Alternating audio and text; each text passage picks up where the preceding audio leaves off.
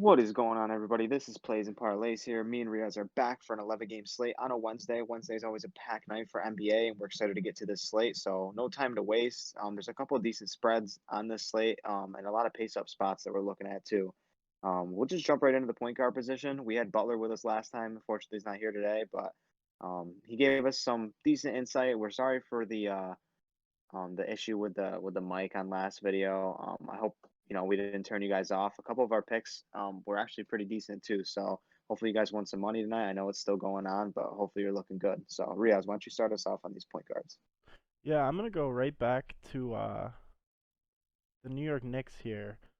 They're playing the Utah Jazz, and I really like Alfred Payton. We saw what Kyrie did. Obviously, Alfred Payton's no Kyrie, but he's got the same kind of pace and the same kind of drive as Kyrie. Not as good, but he drives to the bucket. He likes to dish. He grabs the boards, and it kind of seems like the Utah Jazz really don't know how to defend point guards or really anybody.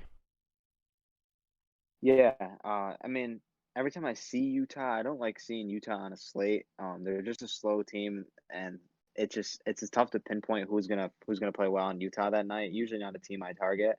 But Payton is a guy I like to play. He's a little bit of a triple double threat out there. We haven't seen one yet this year.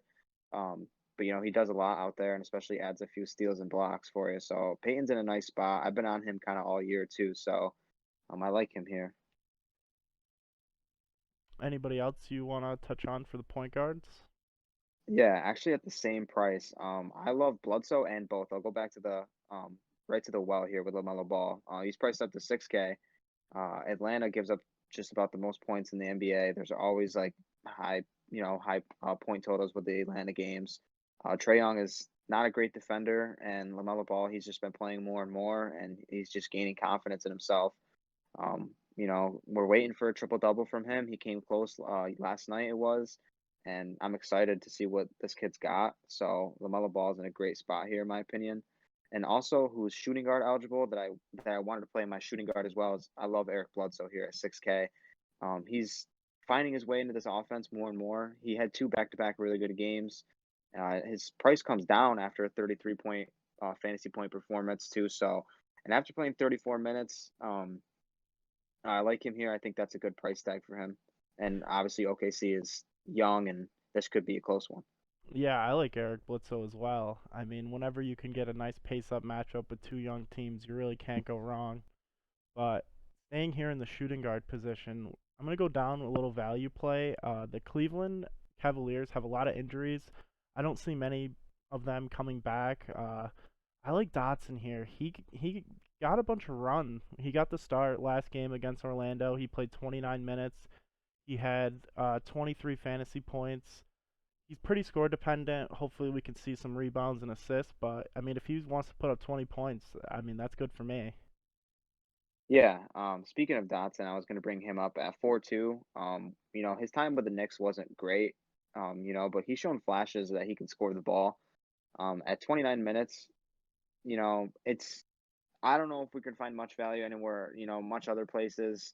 It's a lot. There's a lot of games on this slate, but you would have to see how the value opens up. I know Paul George is injured, what can open up some things. We'll get into that, but I like Dotson here too. Cleveland's going to need help scoring the ball, but as well in the point guard too. His partner in the backcourt, Sexton. I mean, he's priced. I think he might be the same price, if not lower, um, than what he was. And the last time he played Orlando, didn't have a great game, but I love Sexton here too. He's going to be in a lot of my cash games because they're going to need people to score. Kevin Love's not in there either. So yeah, Dotson for me at the shooting guard and the GPP is definitely a play. Yeah, without a doubt. And I don't know if he's shooting guard. No, he's not. But going back to the point guard real quick, I like Shea Gilgeous-Alexander, especially at 7'3", with the pace up. I mean, that's a great price for him. We see him all the way up to the eights before. Yeah, his last game really wasn't that great. He only had 26 fantasy points, but we've seen him drop 40, almost 50. So Shea Gilgeous-Alexander is not a bad play. Yeah, no, I like that game too. That's going to be a game I'm looking at for the rest of the slate. 7-3 is a good price too. Whether it's in cash or GPP, I think you can find ways to pay up for him. I do like him here as long with Sexton too, around right in that range. So, if you want to get rid of the small forwards, like I said, we were dealing with some injury, um, with Paul George. It looks like that who's going to be getting majority of the run is going to be Luke Kennard. But right now, as the game is going on, Nick Batum is having a great game. So I like Batum here. He's a guy who's going to do more than just score for you. But the problem is they might. I don't know if they're gonna blow out Golden State. I'm not sure what the line is on that game, but Golden State's been playing better. Clippers are dealing with some injuries, so it could stay close. So I can see Batum and Kennard getting probably around 28 minutes to 30 minutes, and at their price tags, I feel like that's a good price. Yeah, without a doubt. And even staying in that game, I like somebody who started off the season pretty slow, but he kind of seems to right the ship here the last two games, and that's Kelly Oubre Jr. He's really started off slow this season, not really shooting the ball well. But last game he was 4 for 6 for 3 pointers. He's very athletic. He'll get the blocks and the steals, and hopefully the rebounds. But I mean, he was like so low to getting 11 points when he was priced at 7-1.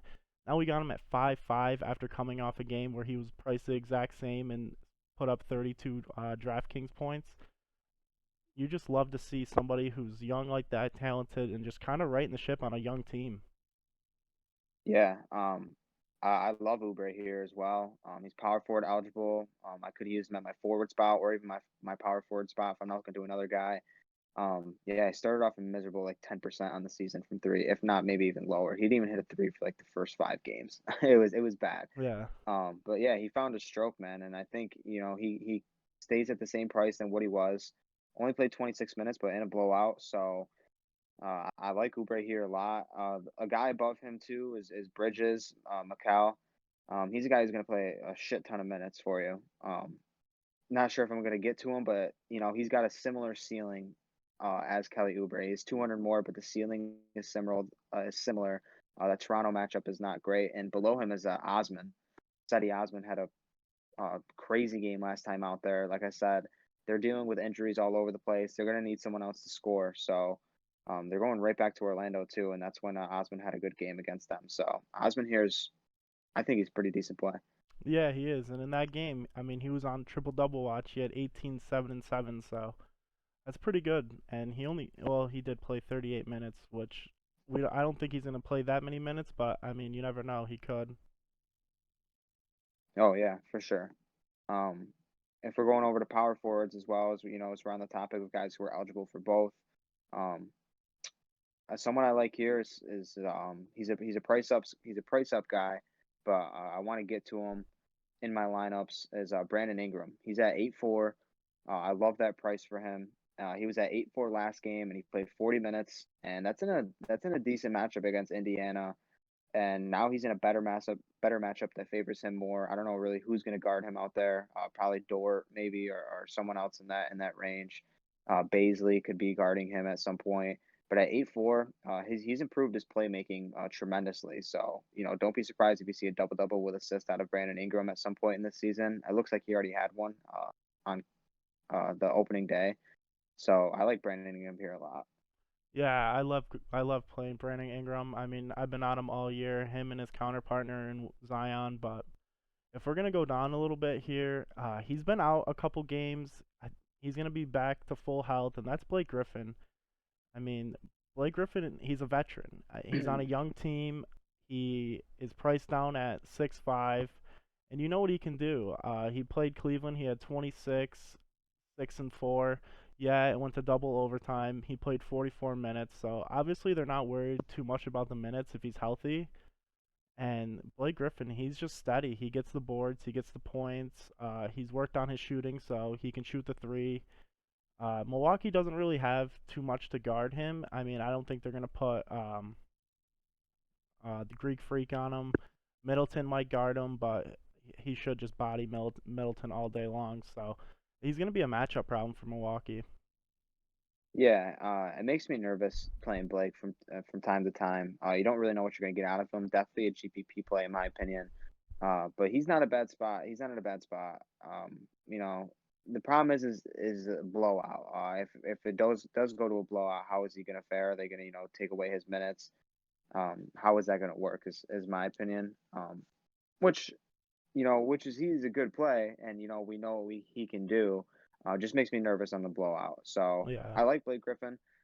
Someone way down the list in that Cleveland Orlando game is Isaac Okoro. He's priced at 4K. If you're looking for a little salary bump, hasn't done much all year. Hasn't done much. This is a straight punt. He should be lower than this to be honest, but he played 34 and 42 minutes, but he's been hurt.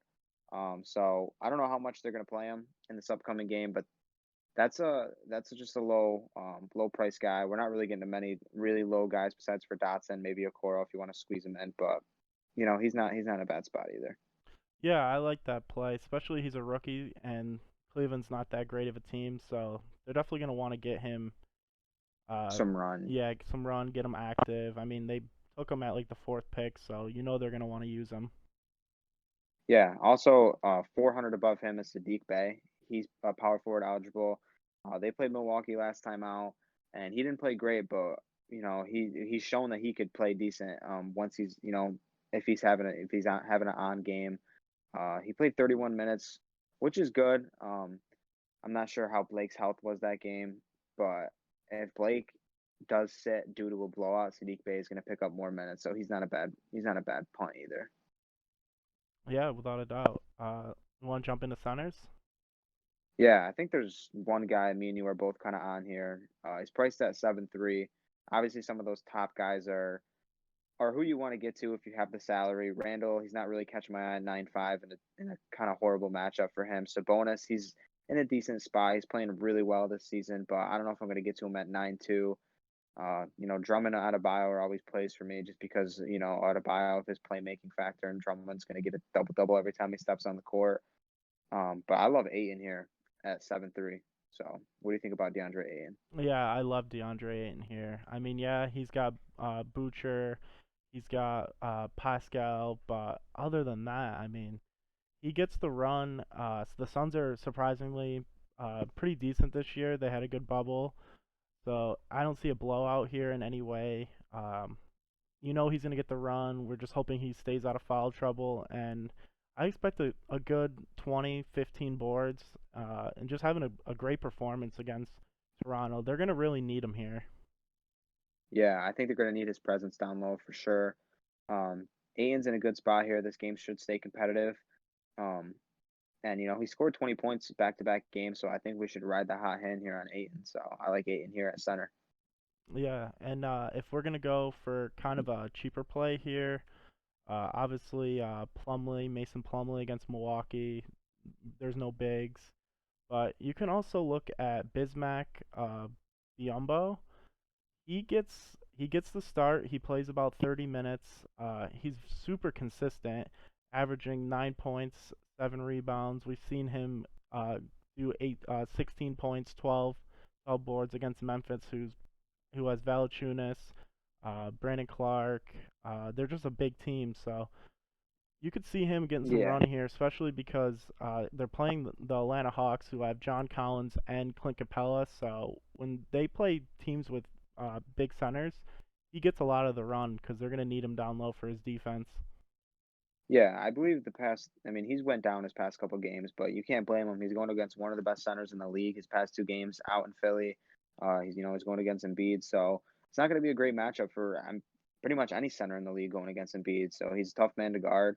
So his price comes down 200. It's kind of a little pricey for me. I mean, I loved when he was priced at like the high threes or the mid fours.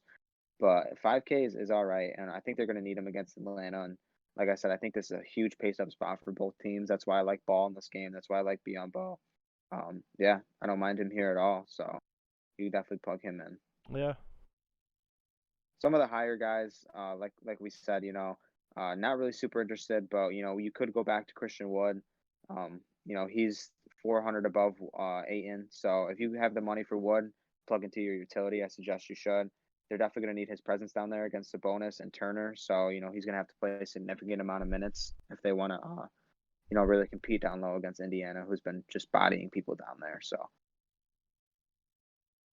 yeah. I mean, you could get to Joel. That's not a that's not a bad play. I don't really see myself getting there at 9-9.